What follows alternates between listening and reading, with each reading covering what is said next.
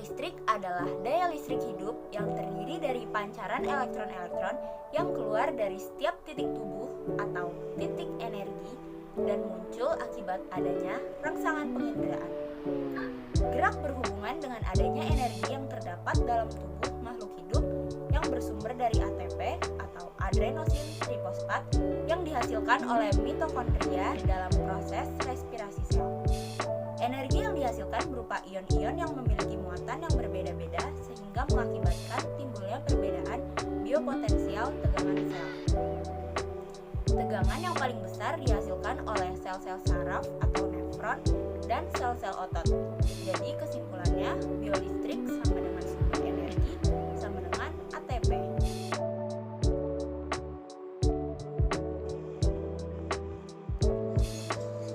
Manfaat biolistrik dalam tubuh. Dalam sel energi digunakan untuk mensintesis molekul baru. Kontraksi otot, konduksi saraf, menghasilkan radiasi energi yang menghasilkan pancaran sinar. Dan listrik dapat diperbesar hingga menghasilkan energi listrik tubuh atau bioelektris bila elektron bergerak lebih cepat secara teratur. Energi atau tenaga dalam inilah yang diolah dan dikembangkan para ahli olahraga pernafasan untuk menyembuhkan penyakit. Fungsi biolistrik dapat memperkuat sel darah putih untuk menghancurkan berbagai kuman atau benih penyakit dan mempercepat pembelahan sel baru. Dari segi batinlah sel tubuh yang sudah aktif tadi akan memancarkan aura sebagai daya tarik dan benteng tubuh dari segala gangguan.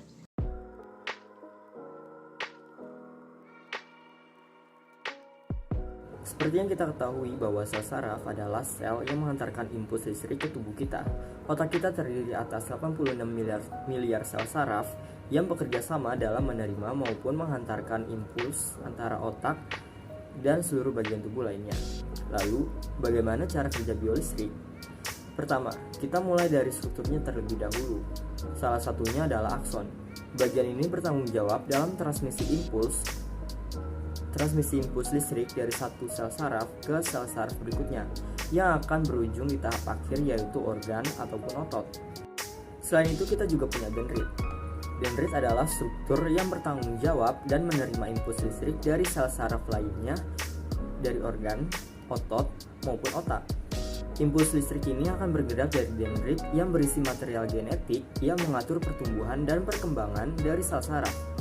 Selain itu, ada banyak sel saraf yang memiliki struktur yang bernama subunmielin yang berfungsi untuk mempercepat jalannya induksi listrik di sel saraf. Induksi listrik di tubuh kita bisa mencapai 120 meter per detik di sel saraf yang mempunyai subunmielin. Lalu bagaimana transmisi impulsnya? Kita ambil contoh otak yang menyuruh jempol kita untuk bergerak. Di awal, melalui mekanisme yang kompleks, otak kita menyuruh sesuatu yang bernama potensial aksi yang meneruskan ke sel saraf yang bertanggung jawab untuk menggerakkan si jempol. Di dalam sel saraf ada beberapa kabel, dan di dalam kabel-kabel ini terdapat sel saraf. Di antara satu sel saraf ke sel saraf berikutnya ada celah yang bernama sinaps. Jadi, potensial aksi yang merupakan si listrik akan diterima oleh dendrit di sel saraf pusat, kemudian diteruskan melalui tubuhnya dan mencapai akson di beberapa neuron. Ada sesuatu yang bernama neurotransmitter, yaitu sesuatu zat kimia yang berperan dalam konduksi listrik dari satu sel saraf ke sel saraf berikutnya. Di sini listrik akan dioper dari satu sel saraf ke sel saraf berikutnya sampai akhirnya sel saraf menyampaikan si listrik ke otot yang bertanggung jawab menggerakkan si jempol. Alhasil jempol kita berhasil bergerak. Melalui pengerjaan proses ini muncullah yang namanya neuron.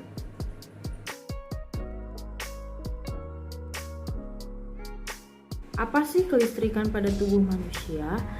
Aliran listrik yang paling sering terlihat pada tubuh manusia terdapat pada sistem saraf dan juga otot jantung, di mana sistem saraf ini terdapat sel-sel saraf yang menghantarkan impuls yang awalnya berasal dari rangsangan luar, kemudian nanti akan merangsang sel saraf dan akhirnya akan dihantarkan dalam bentuk impuls yang dialirkan ke otak.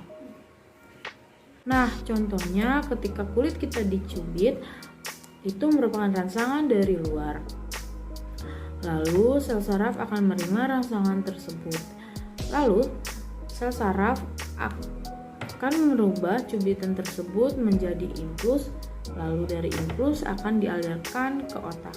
Nah, di otak akan dipersepsikan menjadi sakit seperti itu.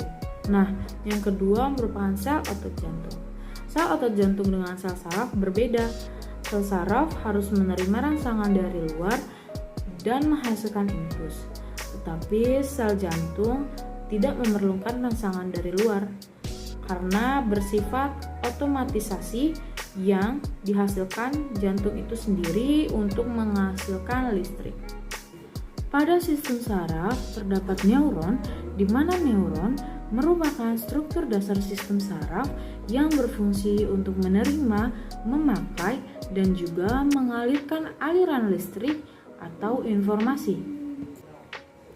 Setiap neuron terdiri dari satu badan sel dan dua serabut saraf. Yang pertama adalah dendrit yang mengirimkan impuls ke badan sel saraf. Yang kedua adalah akson yang mengirimkan impuls dari badan sel ke sel saraf yang lainnya.